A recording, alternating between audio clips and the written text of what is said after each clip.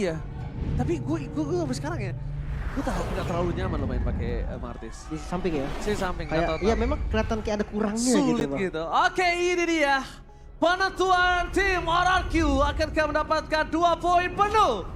Atau bahkan Aura akan mengamuk dan membakar sang raja?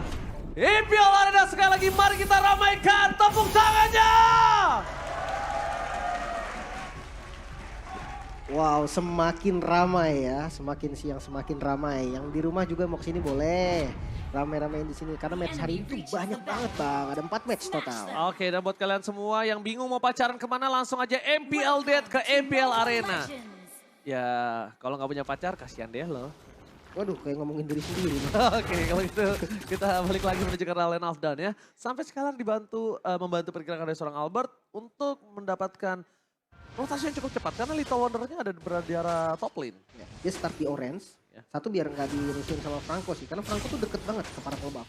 Yang kedua, karena nanti rotasinya akan berakhir di Purple Buff dan dia bisa kontes Yes. si Little Wonder-nya. Albert malah berlawanan, Albert maksudnya Kabuki malah berlawanan.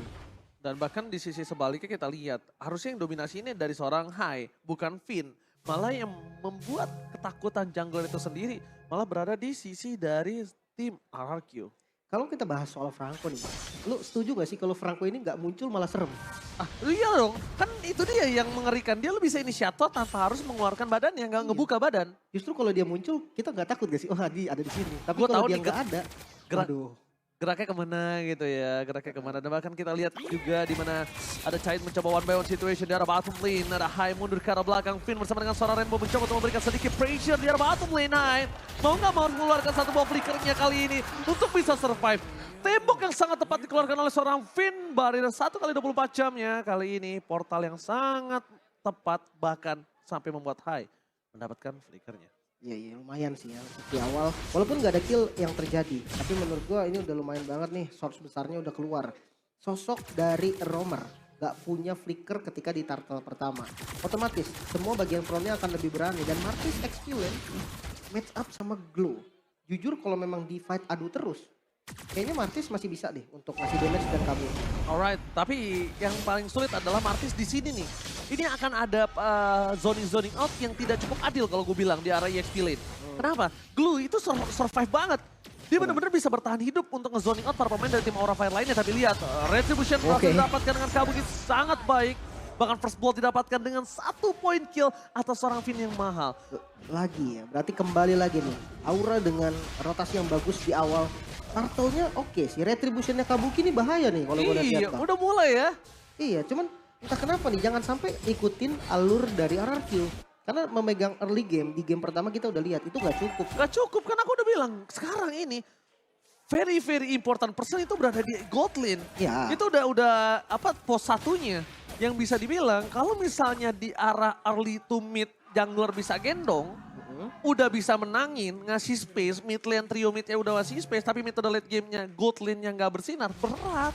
Emang susah sih, karena yang punya damage di akhir ya gold lane gitu kan. Ya, dengan bahkan kandalin basic. Bahkan kalau early-nya gold lane-nya nggak maksimum, tapi di arah mid to the late game-nya dia bisa gendong, itu malah bisa jadi menang, Lim. Menarik ya. Dengan sekarang tuh memang rata-rata kayak gitu, karena tanknya kan ada di jungle. Bahkan kita lihat kayak Albert pakai Pakito pun sebenarnya dia bukan carry utama bang. Yes, bener, aku juga setuju. Carry utamanya akan ada tetap di Skylar. Pos satunya udah tetap di Skylar, ini posisi very important personnya di Skylar. Dan bahkan kalau misalnya kita lihat, Aura Fire ini agak lebih cepat rotasinya, Facehugger balik lagi dan untuk yang belum silakan Lim. Wah, lihat kan, yang tadi Skylar dia gak ambil penet sama sekali bang. Dia Yes. ngambil full regen. Tapi kalau kita lihat dari emblemnya Cait, ada 1 poin penetrasi. Ini yang sempat tadi gua ngobrol juga sama bang. Watch out tapi dikeluarkan begitu saja dan menjadi pilihan utama dan hilang. Hai, memberikan pelatihan menuju ke arah Skylar, fokus ke Skylar tapi lihat flicker save the day. Membuat seorang Kabuki bahkan gak bisa melakukan following up di arah bottom lane. Double kill, Facehugger dengan power hero-nya, ingat. Facehugger 1 season bahkan dia hampir tidak dikasih Farsha-nya di MPL beberapa waktu lalu. Tapi lihat Albert misklik yang dilakukan. Sayang sekali tidak bisa menurunkan Facehugger dari burung Ferdiansyah. Iya, pulung ya. Tapi Turtle yang lagi-lagi di setup sama Aura. Dan RRQ sebenarnya punya PR, tapi Aaron Oh, Rainbow mancing man yang mantap. Berhasil didapatkan. Lemon dengan depan. Hanya menjadi pilihan utama, tapi lihat adu Retribution dari seorang Albert bersama dengan seorang Kabuki. Siapa yang berhasil mendapatkannya? One shot dan Retribution di tangan dari seorang Albert. Finn membuat segalanya lebih manis dan lebih mudah untuk seorang Albert. Ya. Finn save the day. sang kapten pastinya dari RRQ yang memberi waktu dengan wall charge-nya, namun di sisi lain Cait dia dapetin full dari plating turret bang. Ini juga menjadi bahaya karena kita tahu Cloud yang memang udah dapetin 2 item power spike-nya, Demon Hunter Sword dan juga Golden Staff itu bisa ngasih damage yang benar-benar gila dan bahkan trade-nya sama turret. Ini terbilang rugi sih sebenarnya untuk di awal game kayak gini. Iya, tapi kita lihat agak sedikit pergerakan yang kurang fleksibel nampaknya dari seorang Cait ya. Dia harus segera rotasi sih. Bahkan kita lihat di arah bottom lane, Flavi terperangkap begitu saja. Ada Rainbow dan Decimet! Hilang langsung membuat para pemain dari tim Aura Fire. Mereka harus sadar Flavi tidak boleh terbuka positioningnya. Para pemain dari tim Aura Fire harus memberikan waktu untuk seorang Cait. Albert di belakang sana, dia berani banget bermagu. Mengadu 1 lawan 1 dengan seorang Kabuki. Tapi untungnya Hai terdeteksi. Kalau Hai tidak terdeteksi itu mungkin Albert masih bisa dive in. Menarik memang ya dengan sebenarnya mungkin metode yang dilakukan sama Aura Fire memang seperti ini. Namun Watchers ternyata mas. Oke, Watcher dikeluarkan. 1 poin telah didapatkan. Para pemain dari tim Aura Fire kali ini mereka mencoba untuk memberikan sedikit pressure terhadap seorang Kabuki. Tapi masih ada Facehugger. Mencoba untuk membalikan kembali keadaan atau ingatkah kalau Facehugger tadi di war di arah bottom lane yang dimenangkan oleh RRQ, Facehugger membalikan dengan 2 poin kill. Iya. Itu jangan sampai dilupakan. Posisinya sih yang paling bagus posisinya. Posisi ininya itu dengan Parsianya itu sangat-sangat bagus. Bahkan dengan dia Purify sekalipun ya. Walaupun dia dengan Purify, dia bukan flicker loh. Iya. Mungkin mau nggak mau ya nanti Watchers flicker mas dari Finn dan Renner lumayan sakit sebetulnya. Dan balik lagi Aura sekarang lagi memegang keuntungan nih dari vision mapnya karena 1 turret udah hancur dan conceal play ini yang memang mereka butuhkan. Tapi mereka butuh target besar, udah nggak boleh lagi makan Finn. Oke, mereka tunggu target yang cukup besar tapi Fluffy tidak boleh ngebuka seperti itu lagi. Kalau nggak bareng sama Hai. At least kalau Fluffy-nya terkena poking, ada Bloody Hand yang dikeluarin. Bisa di commit ya. Yes. Sebenarnya mungkin jangan sampai di poke tapi nggak balas poke bang, itu yang bahaya. Yes, jadi kayak nggak adil pertukaran darahnya. Bener, nantinya dia akan dipaksa recall dan sebagainya. Dan bahkan itu akan posisi 4 versus 5. Alright, kali ini kita lihat Kabuki yang berada di gas depan terlebih dahulu. Langsung ada Bloody Hand, Lemon yang menjadi target utama. Split membuat Lemon mencoba bertahan tapi ternyata tidak bisa terlalu lama dengan Decimet yang dimiliki tim Aura. Kabuki dipaksa untuk mundur. Kabuki nggak memiliki darah untuk bisa mengadu Retribution. Tapi di sisi sebaliknya, Fluffy, Cait tidak mau tim fight lebih dalam lagi. Cait sedikit terlalu terburu-buru untuk masuk. Dia butuh stacknya dan sekarang Cait bisa bersinar. Tidak ada wall charge, dia punya sprint, dia punya blazing duet. Tapi ternyata Cait gak masuk. Ini harusnya kesempatan maksimum. Ini harusnya kesempatan yang mahal untuk Cait bisa masuk loh. Iya. Itu Cait free banget. Mungkin memang niatnya untuk reset doang bang. Dan Kabuki hampir saja bisa ditumbangkan, dapetin 1 turret. Dan seperti kita tahu kenapa Albert tadi semangat banget bang ya. Atau sedikit grogi dari retri. Iya. Kita tahu ya, dilihatin emang begitu ya. Ditonton oleh ini support system terbaik. Tapi Cait, kalau sekarang ini bukan waktu yang baik. Ini bukan waktu yang baik, bahkan dari tadi yang dia lakukan menurut aku. Dia membuang waktu yang harusnya dia bisa dapetin gold di sisi lain. Bisa farming, bisa ngelakuin split push mungkin. Malah kita melihat kok malah Kabuki yang nge-split gitu kan. Yang harusnya sosok Kabuki tadi ya udah recall aja. Terus dia langsung balik lagi ke Turtle, Caitnya yang turun. Karena kita anggap apa? Mereka under kondisi gold. Mereka butuh gold itu. Dan mereka butuh Cait untuk dapetin banyak banget gold dengan item yang cukup mahal dari Bloody Hand. Iron Hawk yang sangat maksimal. Fair, Watchers dibalikan kembali ke arah mundur ke arah belakang. Cait masih bermain dengan safety kali ini. Tapi para pemain dari tim Aura Fire mereka sepertinya tidak akan dilepas begitu saja. Fair dan strength for defensive Cait. Blazing Duet hanya untuk defensif. Sedikit pergerakan yang cukup sayang sekali bahkan mereka harus kehilangan high-nya. Agak maksa sih bang. Ini kalau bisa kita bilang bukan hanya maksa. Kalau lihat based on game yang pertama, yang satu Blazing Duet for offensive, sekarang for defensive. Kasusnya beda. Lihat bahkan para pemain dari tim Aura mereka udah nggak bisa bertahan lagi. Source skill yang habis, nggak ada Feather Restraint. Gimana caranya mereka bisa mengcover? Mungkin di war yang tadi ya, pertama satu short Blazing Duet yang udah keluar. Entah kenapa Blazing Duet kan udah keluar nih. Tapi tiba-tiba kita ngelihat Hyde yang masih nyoba Iron Hook bang. Emang nggak kena siapa-siapa, tapi tetap susah. Tapi lihat Tel ini masuk terlalu dalam, Finn. Memang sering terjadi seperti itu. Dan bahkan Finn adalah salah satu roamer yang sering di take down gak sih? Ya sebenarnya mungkin gini ya. Most Ini dead dia tuh salah satu roamer most dead ya. kalau gue coba pikirin nih apa yang coba dilakukan Vin. Dia ngebuang Bloodihan bang. Karena Bloodihan ini pasti ada yang kena loh. Yes. Mau nggak mau. Dan ya udah dia kasih badan dia. Dan kalau dari segi item nih. Ternyata dari kedua XP lane nih. Lemon dan juga Fluffy. Fluffy pakai Fury Hammer nih. Buat nambahin penetrasinya. Tapi nextnya lebih ke item defense. Seperti Dominance dan Molten Essence yang bisa mempercepat clearnya. Mungkin satu Bloodlust kali ya. Yang enak juga untuk sustain. Tapi kalau memang mau damage ke arah Hunter Strike berarti. Sementara kalau Lemon ya kita tahu Glow lah. Curse Helmet, Dominance, item-item yang di base-nya adalah item defense. Itu udah berfungsi banget karena dia mainnya pakai max health. Yang bikin dia nanti lebih enak lagi, lebih sakit juga. Right. Vault kali ini dibuka terlebih dahulu oleh para pemain dari tim RRQ yang masih jauh. Aura Fire Bisa dengan ini? sangat cepat dan dia bisa dapetin. Dia bisa dapetin Lord kali ini. Retribution didapatkan oleh seorang Kabuki dengan sangat mudah dan wild shot dikeluarkan begitu saja. Feder dari sektor defensif tapi Hyder berangkat di depan sana. Mendapatkan satu buah poin kill atas Roamer. It's okay. Fasager. It's okay. No problem. Tapi lihat di arah bottom sana. Lemon. Fasager masih mau lebih dan di follow oleh seorang Albert. Ditukar dari seorang Albert dan di sini Albert juga menjadi korban jiwa. Double kill from Rainbow. Giant. Akhirnya Giant bersinar dengan offensive game yang dimiliki dan ternyata Kabuki tertinggal.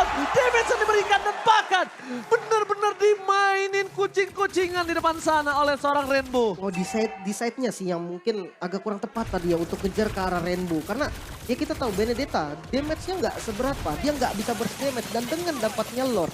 Aura Fire malah kehilangan inner turret-nya. Ini yang bahaya. Lagi-lagi Hai yang udah bagus tadi dia jadi korban. Dia jadi Cukup tumbal. satu, udah. Ya, Cukup sisanya satu kan? mundur. Mundur, reset karena Rom yang tumbang, yauts gitu loh. Hidupnya juga cepet kok. Tapi masalahnya ya dengan Lord yang kali ini mereka dapatkan. Paling nggak tujuan mereka harus dapat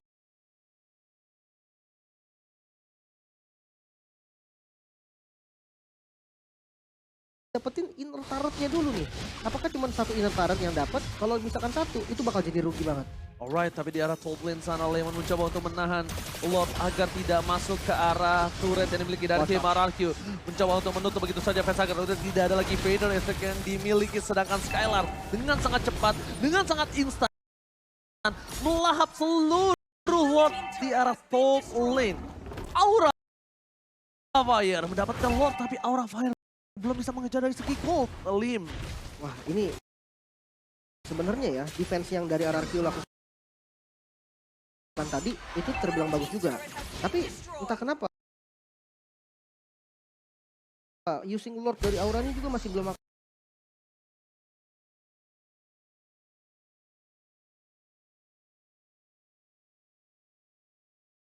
maksimal. Yang pertama dia nggak 3 lane.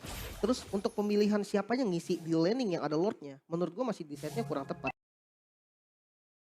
dari segi hero power ya. Oke, tapi lihat Albert dengan damage yang diberikan terlalu banyak, tapi Bloodihan telah dikeluarkan. Ini dia Bloodihan yang sengaja dikeluarkan bersama dengan Watchers. Tapi no follow damage yang dimiliki dari tim RRQ membuat tim Aura masih bertahan. Tidak ada sama sekali follow up dan bahkan pertukaran damage yang tidak cukup adil kalau bisa aku lihat. Ya dan akhirnya tidak dapetin satupun inner turret dari Aura ya. Sementara ketika tadi Lordnya didapetin sama Aura dan Kabuki ada sedikit misplay jadi tumbang, RRQ dapat satu loh di bagian bottom lane.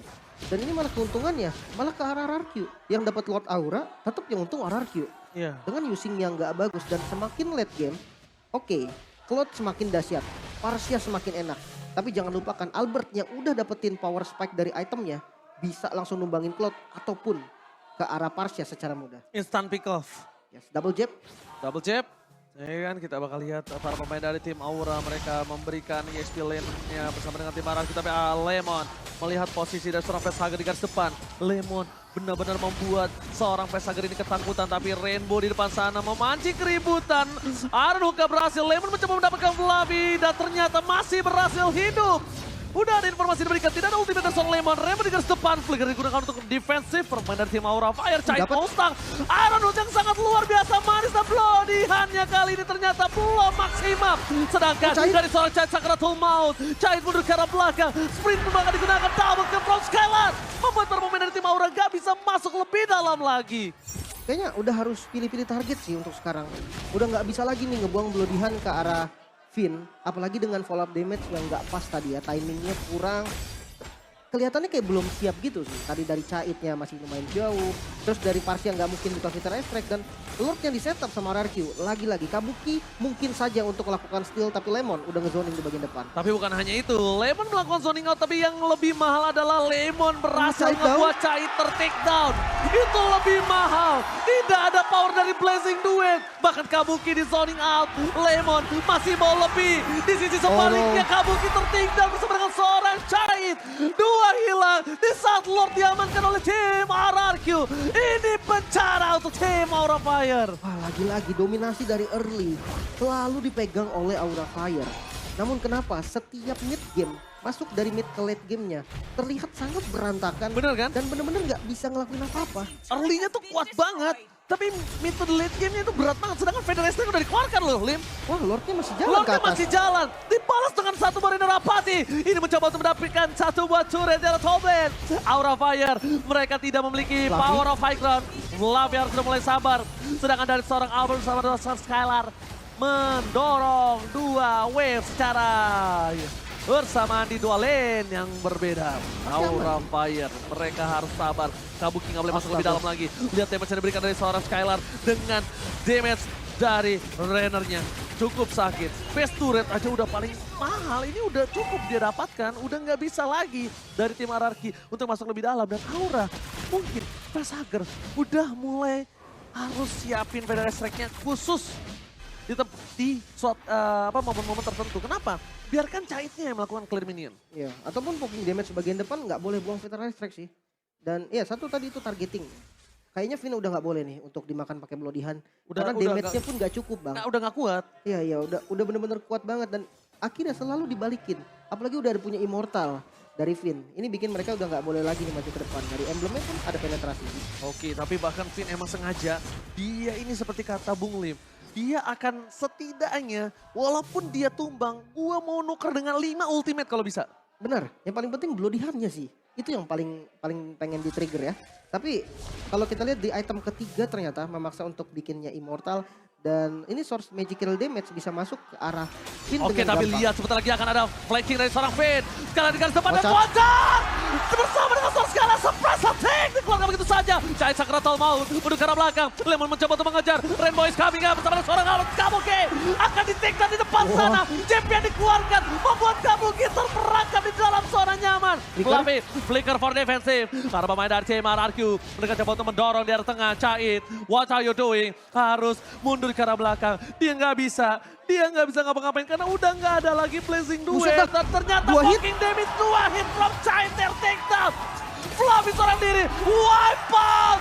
Raja dari Skala Raja berhasil mengamankan 2 poin tanpa balas. Wah, RRQ kali ini menggila dengan sama ya, comeback juga momennya. Dan yes, 2-0 Israel.